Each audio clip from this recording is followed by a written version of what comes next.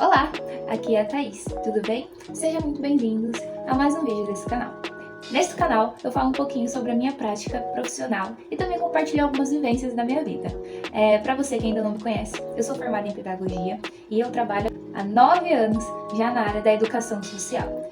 Hoje eu vou falar um pouquinho sobre utilizar o recurso de atividades lúdicas dentro da nossa prática, dentro do nosso dia a dia. Usar o recurso da atividade lúdica é uma ótima forma da gente se aproximar, da gente ganhar confiança, da gente construir um vínculo com os nossos educandos, com as crianças e adolescentes com quem lidamos no dia a dia. Porque é através de brincadeiras, é através de atividades relacionadas a jogos, a interação, que nós podemos também criar uma conexão, criar uma relação de respeito com eles e ao mesmo tempo poder ensinar coisas básicas para eles, desde relacionamento um com o outro, respeito, mas também coisas que são relacionadas ao relacionamento na sociedade, Então ensinar valores, direitos, deveres. Então a atividade lúdica é um ótimo recurso para a gente utilizar e ela dá para ser utilizada em vários âmbitos, em vários tipos de habilidades, em vários tipos de contextos. Então eu vou falar um pouquinho sobre isso aqui nesse vídeo hoje. É muito importante a gente saber que a atividade lúdica é um recurso que a gente pode usar mais com as crianças, É a partir do brincar que a criança se desenvolve e que ela aprende a se relacionar com o próximo e ela também aprende regras, padrões e regras de comportamento para lidar um com o outro.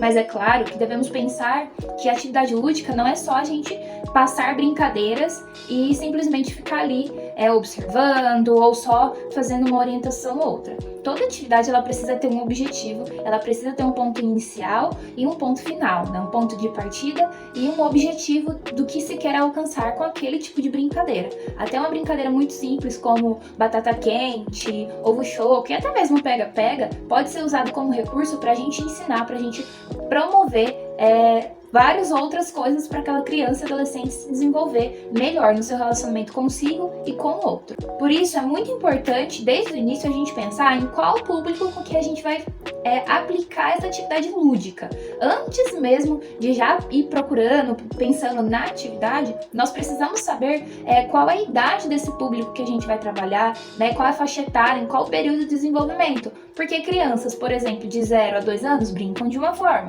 de 3 a 4 anos brincam de outra forma. E crianças mais velhas também, de 6, 7, 8, 9 anos, 10 anos, eles brincam de diferentes formas entre eles. Então essa é a primeira coisa que a gente tem que pensar quando a gente for passar algum tipo de atividade no sentido lúdico, que envolve brincadeiras e jogos, tá bom? Pensar no público, na faixa etária, em qual período de desenvolvimento aquele grupo se encontra. É muito difícil a gente aplicar atividade lúdica para grupo que tem idade mistas, porque sempre tem um mais espertinho, tem sempre aquele que também vai ter mais dificuldade, acaba se frustrando com maior facilidade, e aí a atividade que a gente pensou que era para ter um sentido, ela acaba tendo outro sentido e acaba frustrando essas crianças, ou gerando até mais confusão e conflito entre eles. Então eu não indico a gente passar atividade lúdica para grupos de idades muito variadas, tem que ser de idades parecidas. Mas se você falar assim, Thaís, se for um dia ou outro que reúne essas turmas, e aí o que eu posso fazer? Então eu indico primeiro que você avalie, que você já tenha contato com essas crianças, esses adolescentes, para você poder identificar quem pode exercer o papel de te ajudar durante a atividade, qual adolescente, qual criança que lida menos com frustração, para você já pensar em adequar essa atividade. É muito importante a gente ir preparado para aplicar essa atividade. Nunca podemos fazer uma coisa improvisada, pensada ali na hora, porque a probabilidade de dar errado é muito alta. E aí você fica frustrado, o grupo também fica frustrado, e é onde acontecem situações de conflito, de confusão e até mesmo assim de desgastes do grupo. Outro ponto que nós precisamos pensar com relação à atividade lúdica é recursos. Então pensar assim no espaço, pensar na capacidade desse local, se é uma atividade externa, se é uma atividade interna, qual sala que eu posso utilizar. Então, por exemplo, é muito comum quando o educador chega para trabalhar em alguma instituição e o pessoal da coordenação, da gestão, enfim, mostrar o espaço e poder informar geralmente qual é o espaço que esse educador pode utilizar. Então, você pode ter como recurso uma sala de informática, né, que tenha computadores, ou você pode ter como recurso uma sala que tenha mesas e cadeiras, sala que tenha, por exemplo, televisão, ou se é um espaço aberto, é uma quadra, um ginásio, ou é um quiosque, ou é um gramado. Então, isso é importante também a gente ter em vista, né? Além do público, né, para quem que nós vamos estar passando essa atividade, a gente também pensar em qual lugar e quais são os recursos que nós vamos precisar para executar essa atividade.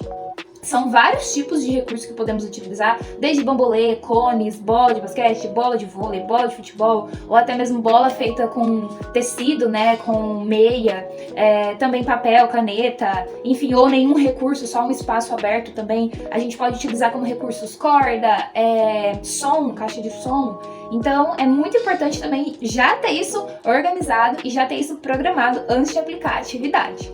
Outro fator que nós devemos pensar é a duração dessa atividade. Sim, porque o que é mais comum de acontecer é da gente não ter tempo de finalizar essa atividade. E como eu disse lá no começo, a atividade ela tem um começo e ela tem um fim, tem um propósito, tem um objetivo final, né? Então, se o meu objetivo com a atividade lúdica já de início do ano, quando eu pego uma turma, é trabalhar a integração desse grupo, é trabalhar uma convivência respeitosa, então eu vou pensar aí nessa atividade que promova isso e que eu tenha também como resultado ou uma melhora ou alguma questão nesse sentido. Então, a gente precisa pensar na duração dessa atividade. Quantos minutos eu tenho? Quantos minutos eu acho que aproximadamente esse grupo, né, vai conseguir executar essa tarefa? 1 hora, 50 minutos? E dentro dessa duração, nós temos que pensar não somente no fazer a atividade, né, no momento de estar executando a atividade, mas também devemos pensar no pré e no pós. O que seria esse pré? Reunir o grupo, conversar, explicar a dinâmica do dia, porque nós precisamos sim explicar como que vai ser a atividade, também definir as regras e combinados dentro dessa atividade também, porque eles tendem, né, a imaginar que é só brincadeira, então brincar é só brincar, e na verdade não é isso. E o pós, então como que foi? Teve alguém que se sentiu mal? Teve alguém que desrespeitou? Teve alguma dificuldade? Isso também é importante e ela está dentro dessa duração da atividade. Não dá para nós chegarmos, passar brincadeira e sair, né, simplesmente sem fazer essa reflexão final, porque aí fica só atividade pela atividade. Qual foi a nossa contribuição educativa ali? Nenhuma, né? Então é importante pensar na duração dessa atividade, considerando o período que a gente vai estar executando a brincadeira em si, mas também o que antecede e o que vem depois da brincadeira. Bom, agora que eu já dei uma explicada por cima de coisas básicas que nós precisamos para passar uma atividade lúdica, eu vou deixar aqui 2 sugestões para você que deseja treinar isso, ou você que já está na prática e também não tem muita criatividade, não sabe para onde ir. É importante que vocês saberem que eu não vou conseguir trazer gravações, né, desse tipo de atividade, porque eu trabalho numa instituição e a gente não pode, né, gravar, usar, né, uso de imagem de criança e adolescente fora das redes da instituição.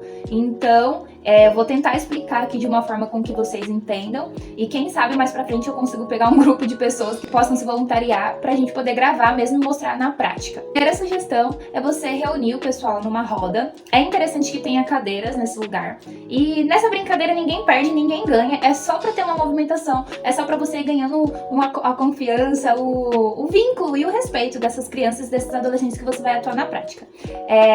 A gente chama que é a atividade do carteiro. E o que significa isso? Começa com o educador em pé e todo o restante fica na cadeira sentadinho. E é importante a gente reparar nas características de todos que estão ali nessa roda. Cabelo, roupa, chinelo, enfim, tudo que eles estão ali vestindo e características físicas mesmo. E aí, como que começa essa atividade? O educador fala, o carteiro chegou, e eles têm que responder, e o que ele traz? Aí o educador responde, uma encomenda. E eles respondem, pra quem? Quando responde pra quem, você tem que falar uma característica que mais pessoas do grupo tenham. E essas pessoas só tem que trocar de lugar. Então, por exemplo, trouxe uma carta pra quem tá de chinelo. Aí todos que estão de chinelo levantam e trocam de lugar. Aí repete de novo. O carteiro chegou. E o que ele trouxe? Uma encomenda. Para quem? Para quem tá de cabelo preso. Troca de lugar. Aí, novamente, o carteiro chegou. E o que ele trouxe? Uma encomenda. Para quem?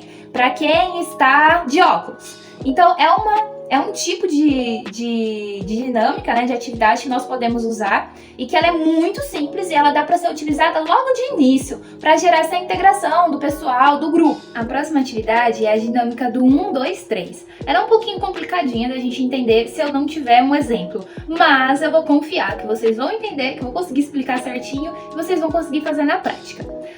Consiste em o quê?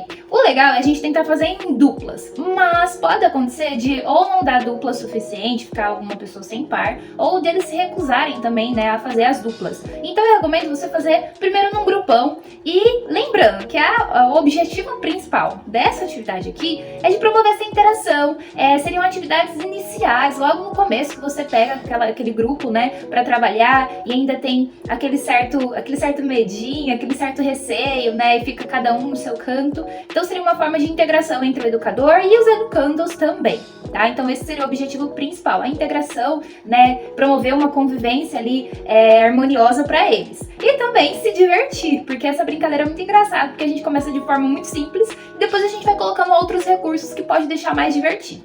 Então a brincadeira do 1, 2, 3, basicamente é só isso. É um jogo de vai e volta. Então o educador fala 1, o grupo fala 2 e o educador fala 3. Aí depois inverte. O grupo fala 1, o educador fala 2 e o grupo fala 3. Então é vai e volta. 1, 2, 3. 1, 2, 3. Então é esse vai e volta. No começo, gente, gera uma confusão. Nossa, eles ficam meio que... O que tá acontecendo? Nossa, a gente não tá conseguindo. E é justamente isso que a gente quer. É fazer essa provocação deles primeiro prestarem atenção em vocês, na gente, né? E também deles, entre eles, conseguirem se concentrar e se perceberem como grupo. É importante você sempre pausar se alguém xingar, se alguém maltratar um ou outro, tipo, ai, seu burro, ai, seu inútil, né? Então você fala, olha, pessoal, é só uma brincadeira, né? Vamos conseguir, vamos respeitar o colega. Beleza. Vai chegar um momento que o grupo vai estar craque nesse 1, 2, 3. 1, 2, 3, porque eles já vão entender a dinâmica. Depois disso, você pode acrescentar umas mudanças. Então, por exemplo, no 1, você fala 1 batendo palma. Então, aí você dá o comando para eles. Toda vez que falar 1, tem que bater palma. Seja o educador ou o grupo. O que acontece? Quando a gente bate palma no 1, automaticamente a gente quer bater palma no 2. E aí gera aquela confusãozinha, mas assim, de forma respeitosa e tudo mais. Então, 1, 2, 3. 1, 2, 3. E assim por diante, até o grupo tá bem certinho, harmonioso. Aí no 2, a gente pode acrescentar uma agachadinha. Então, 1, 2, 3. O 3 é quieto. Então, 1, 2 abaixa e o 3 é quieto. E aí, quando o grupo já estiver craque também, já foi um tempinho, todo mundo entendeu. O 3 é onde todo mundo sorri, é onde gera aquela euforia. O 3 é uma reboladinha. Eu sempre faço isso, eu sempre faço essa pausa pra eles dão muita risada. Então, 1, 2, 3. Aí eles falam, que isso, Dora? Ah, não vou rebolar não. E é onde a gente conclui ali a atividade. Fala, olha, pessoal, vocês viram como que no começo a gente tava, né, mais cada um no seu canto, mais recuando, né, com medo. E como no final da atividade a gente já tá mais solta, a gente já tá sorrindo, a gente já tá conversando uns com os outros, né? Então é uma forma da gente trabalhar essa integração do grupo, esse relacionamento inicial do educador com o grupo e do grupo entre si mesmo. Bom, gente, eu espero que vocês realmente tenham gostado, espero que tenha dado para entender, né, os 2 exemplos que eu dei da atividade.